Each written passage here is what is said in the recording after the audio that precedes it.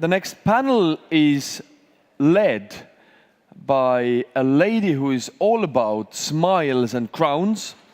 And she's half Latvian, half Canadian. She's not quite sure which half is which, but I bet that the crown half is the Latvian half. Please, Julia Gifford, welcome her on the stage. Julia!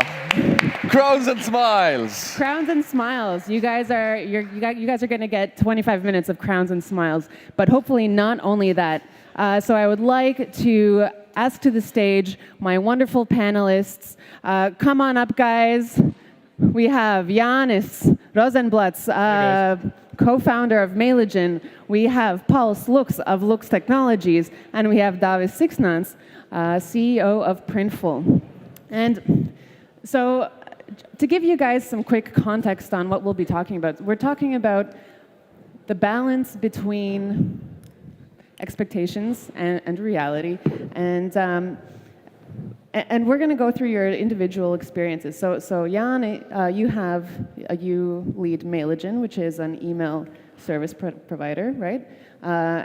Pauls leads an e-commerce full stack, full service consultancy, and Davis leads Printful with e-commerce on demand, print on demand, and fulfillment. So David, in your case, this is interesting. Would you describe yourself as a B2B or a B2C business? Mostly B2B. B2B. So we are generally talking about B2B scenarios for the most part. And so what I want to get into is, if we're talking about happy customers, how do you decide what a happy customer is? Do you have a metric? Yeah, so I would like to make a distinction between success and happiness, because it's not the same. A customer success is not a customer's happiness in per se. If to measure happiness, there's let's say NPS survey, and what we do is we have an NPS survey widget on our platform, so we ask for input and feedback. They don't know from 0 to 10, and we look at the 9s and 10s, which are the pro customers, and what we do then is collect that feedback on Slack channel, and then our customer support, our customer team, everybody, the whole team sees our incoming feedback. It could be 0s, it could be 10s, and there's an open-ended kind of feedback that we also react to, and internal in the Slack channel, hey, take care of that, take care of this. This client obviously doesn't understand something, get on the phone with them, things like that. And then we have automated follow-up emails to those protractors that invite them to submit reviews and continue the positive feedback online.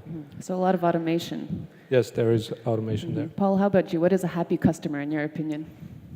For me, happy customer is a loyal customer first. And the thing is do a pretty agile business, so it means between every meetings with actually includes meeting with executives. So not only the project managers, but executives. Do we have an extra mic for Paul's stage managers? Or maybe you guys can pass on the mic here or there. 1, 2, 3. All right.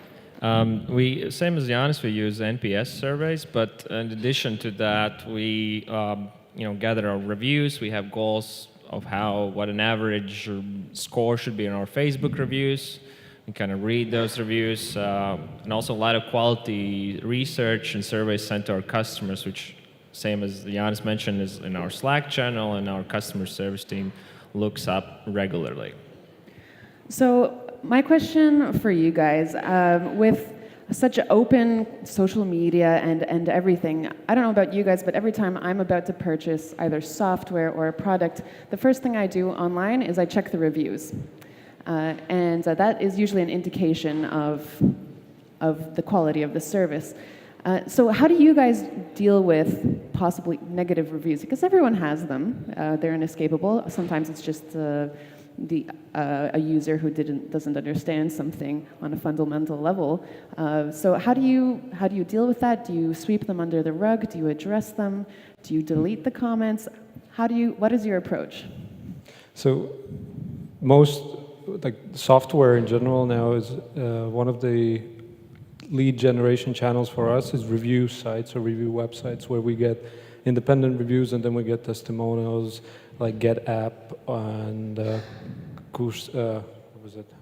I forgot the other couple, where we encourage these positive NPS feedbacks to continue the feedback there. But once in a while we get So negative. you drive good. Yeah, we drive good above if there is any Yeah. negative. But I can say most of the negative feedback that we will get comes from spammers that we do not accept on our system, and they're unhappy about it, obviously. And there's very little kind of organic negative feedback. But if there is some, we really go straight. We attack it not in a negative way, but we realize what was the problem, and we say that we're dealing with this. We have fixed it, or something in those lines, and we engage with customers, and even publicly on these review sites or on Facebooks. We do not hide anything under the rug. Mm-hmm. How about Dav? How about you with a similar software product? We try to reply every review, positive and negative. And we had a lot of positive reviews in Shopify, for instance. And some customers are, oh, those positive reviews are fake. So it's actually good that sometimes there's a negative review in place. It makes us appear more credible. We have reviews on our site as well for our products, various we do, both negative and positive. And I think it just gives more trust to the customers that it's open and transparent. Have you ever gotten to a point when there are so many reviews that you aren't able to physically respond to all of them, or has that never happened? Not at this stage yet, but we hired people on our CS team whose one of the focus tasks is to actually reply all reviews, and we try to make it a priority about other tasks that our customer service team does. Mm-hmm. Paul, do you have any experience with this? You have a slightly different business model. I think that. Can you Say just share? Yeah, great. So I can just add some figures and facts. So basically, if you have one bad review, it means you need some 10 good reviews to delete the impression that got from the bad review. To have the credibility, but to leave the impression that you're That's a just good a fact. service. But actually, would you buy something if you don't have a bad review? You will not believe to that. Maybe it's not real. Maybe that's fake product. Maybe fake company, something like that. There should be some bad reviews because people are different, customers are different. This is the thing. But you should work with that. You should deal with that, work with that, answer them. That's all. Mm-hmm. The question, what is a bad review? Is that a 0 or 1? I think even 4 in some way shows some credibility out of 5 stars. Let's say all 5s, that kind of looks cheesy, right? But if you have 4 and 3, it's a good review. It's organic, but it's healthy, right? So. Mm-hmm. So Davi, you mentioned priorities for your customer service team. Do you have any other priorities? How do you go about defining what is most important from servicing a customer? Reply time is super serious. I think 24 hours to reply your customers is the absolute minimum. 4 hours is good customer service, but that's not going to be a huge competitive advantage for your business. And especially if you're selling luxury products like, I don't know, Tesla cars, you have to reply in under 4 hours or less for your customers. If you don't, customer service is not going to be a competitive advantage for you. So we heavily invest in reply time. We have live chat, social channels, and actually a phone channel as well, which we noticed is still not very important in the United States. For us, one of our unique selling points, kind of strength, is customer service, and each of our customers has like a personal account manager. We have virtual numbers in different countries, and that creates kind of this kind of closer feel for customers. They call our US number, it rings here in Latvia. We don't have simply a Latvian phone number, we have, let's say, US number. We have similar in UK, so we have UK number, and that creates this kind of easy to reach feeling for the customer. Each new customer gets a phone call or an email within 2 hours. Each support tickets we try to close within like 40 minutes or so. And then we also have, most of the team works here from Latvia, so we started like 8 o'clock in the morning and up until 11 p.m. at night to cover most of our kind of time zones. So it's very important we do quick customer service, and that is, I think, crucial in today's kind of online ecosystem. As our customers are e-commerce businesses and they work 24/7, then they need to be sure that we are always accessible. So our project managers are as close friends to our customers. Basically, we work and live together with them virtually, and that's one of the main principles in our company to be successful with our customers. And Paul, do you find it? How do you go about creating a friendship with your customers online? I believe that we just see that thin line between close friendship and a friendship, professional friendship. And professional friendship is a good thing, but not too close as well, because you receive money for your services, and if you are close friends, you will never ask money. You just do something for your friend. And are there any specific tactics that you use? Do you send them gifts on their birthdays and? Yes, we send the gifts. We invite them to dinner. We really enjoy being together with our customers, because as we are quite small and smart company, we grow together with them, and they enjoy that. They enjoy our company culture, corporate culture, and we grow together with them. So that's how it happens all together. Are you able to scale that approach? Yes, it's scaling, and it's scaling really fast. So as we are working as the partners worldwide, so we are scaling really fast at this moment. And this is question about corporate culture.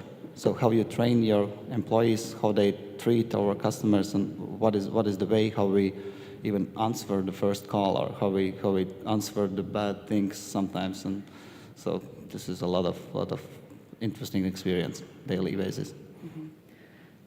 One of my questions for the three of you as product developers, you certainly have experienced customers who early on at the development process ask for specific features in that product. And and they say, if you implement this feature, I will become your client. And at first it's really important to get those clients. But if you keep putting on these little features, your product ends up overgrown with a bunch of random features that some people use, but not really. So where do you find the balance? How do you decide what are those features that you do implement and which are the ones you don't, and which customers you leave unsatisfied? At Printful, we have lots of requests, and it was unscalable for our customer service to put them down and see which are the most popular requested features. So we just built feature request tool on our website. Our customers can vote on all the features they want to see in our product, and we can actually rank them by how many votes they have, and also the customer value. So we're looking to add features which the biggest customers vote for. So customers who have spent the most money with Printful. And it kind of alleviates some of the work on our CS team. Customers feel involved. Each time we launch that feature, we usually add people who voted for that feature in a beta list, so they get access priority. And when we launch publicly, and we also email everybody. So that is how we kind of look at those features. We're trying to add features that customers with the biggest value tend to request. So high-value customers equals faster response time from the developing team. How about you guys? I tried to do what Davis said, and we failed at that, actually. Tell us about that. We built one of the kind of quick, easy, dirty solution was use a Trello desk. And on Trello desk, we listed out, let's say, 10 features that we want to work on, and then had open slots for people to vote on. And the customers that engaged most were Latvian customers that have very personal relationships with our team. And then international customers, we try to push with 3-4 invitation emails, and we got like one response to all that Trello desk, and I thought it was just a waste of time. But what we do monitor is customer tickets or support tickets, and then we We use Jira, so we have tasks and roadmaps, but we use customer frequency on feature requests as one of the indicators. And I might sound cheesy, but I think it was Steve Jobs who said if he would ask, what kind of phone the customer would like, they would say bigger buttons, right? So you have to come up with your own roadmap in the way you see a product and industry will evolve, and people will just start using these innovative features. And that's how we try to balance that as well. But at the same time, we have done custom development for some of our larger kind of enterprise customers for features that they could take too long, they take a long time to develop, but if we do invest our time, it is kind of shared cost. The customer even would pay extra for the service, so we develop something on API side or the product side, but then becomes public open feature for the rest of the customers, and everybody benefits. So that's, yes, so we rank also money or kind of paid development within our product. Paul, you kind of have a more one-on-one customer request. How do you convince them that they don't need every widget in the world on their site? So basically, yeah, our customers are pretty unique, one by one, but still, I believe if they want to build a spaceship, we should just, as professionals, build an e-commerce spaceship, not the spaceship who is launching in space. So that's the way we, as a professionals, we always should convince the customer what is right and what is not, and even sometimes customer can train us. It happened a lot of times. I had a lot of examples. I was like really skeptic about idea that comes from the customer. Give us an example. Like one of the fashion customers, there was a fashion company selling lingerie, and they wanted, it's pretty popular in this market, and they wanted to sell lingerie by one click. And the idea was, while the man is somewhere outside the room, woman just takes the credit card, input information, and it's done. And how can you then cancel that? Because it's for your woman. And so the service made up by them was they was calling back to the customer. There was only email address, or they was looking after the customer, asking what is your phone.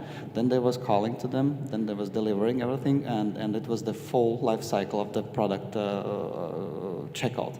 And they did the checkout instead of the customer. And the price, approximate price per the product was something about 300 euros, something about that. And it worked out for a couple of years, until some of the payment processors declined that because it's a little bit illegal. Mm-hmm. So you should still ask all the information about the shipping and things like that. Yeah. But it was a success story, and I was really skeptic about that. All right, so you can learn. So we have time for only a few questions. Do we have any questions from the audience? We have a full house today. Any questions out here? There's so many of you. There we go. Thank you. My name is Javin Hari. One of the assumptions in this title is that the client is king, and we have to do our utmost to make clients happy. In fact, clients come under different guises, different levels of clients. My question is this: has there been any situation to any one of you where you found out that you don't want to deal with some clients, that in fact you want to fire some clients? And has that happened? And what has been the impact so that you could send a message that to the client, thank you for your business, but that's taking much more of my time, and I'm not ready to invest my time in that. Thank you. Yeah, it has happened several times. I've done it myself to several customers, but we look at if the customers just generate endless support tickets, don't bring any value to our table, no revenue, and usually a red flag is that they start using swear words against our CS teams. This is just not something we tolerate at Printful. So we politely say, here's the competitors, go to them, and that's how we usually fire customers. And we actually fired one customer last week, and it's okay to do so. They of course are pissed and sometimes leave a bad review, but in the long term, I think it's better. We just don't want that in our CS team. 100% I can add to that as well. We do similar, and usually firing, previously I did it myself.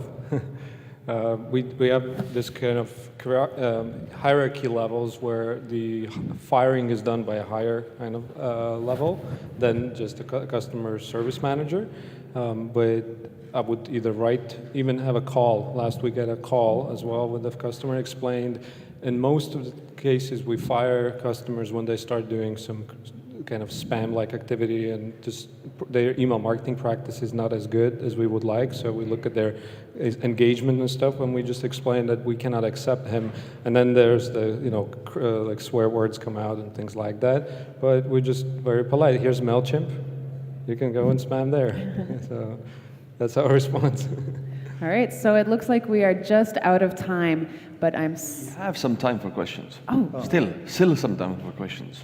Like maybe 3-4 minutes. I can just add one thing that I agree on both colleagues, but one thing is like nobody talks about, so if you are onboarding customer, you have a lot of trainings, mentors who are telling you how to onboard a customer.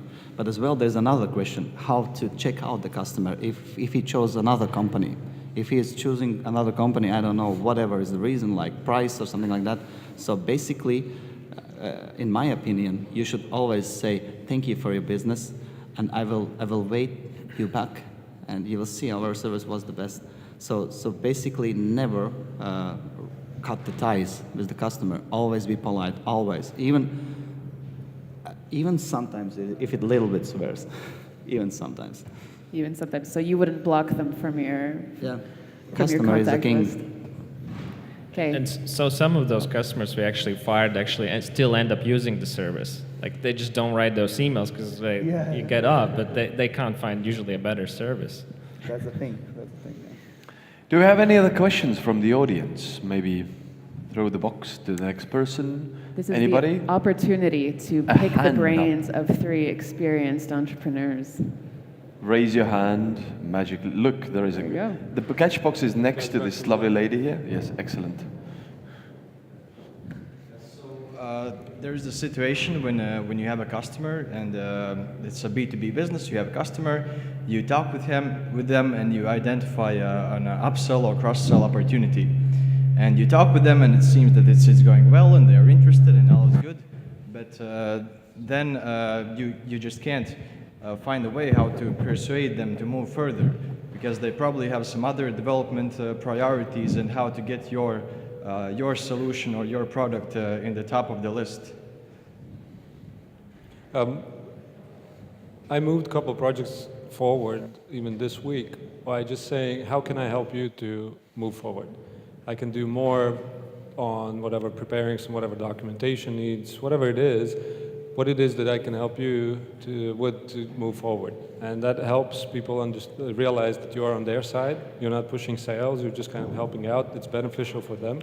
So you try to do a little bit more. Of course, it depends on the size of the client, but if you start offering that to your customers that are kind of stalling, either they will jump off and you will know that they're done, or they will close sooner.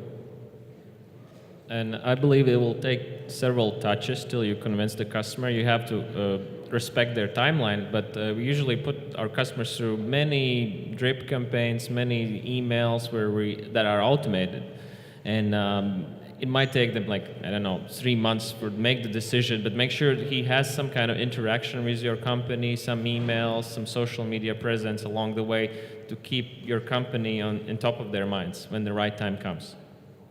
I like the top of mind. My previous head of sales, he always said, we want to be the second choice. Whatever the customer decides, we want to be the second choice. Never fire, never send them three houses further, right? But be always the second choice. They always remember, so top of mind through emails, automated emails is one perfect way. Or just scheduling a task in the CRM in 3 to 6 or 12 months just to follow up, hey, how are you doing? It's the best way. Thank you, guys. Thank you so much. Give them a big applause.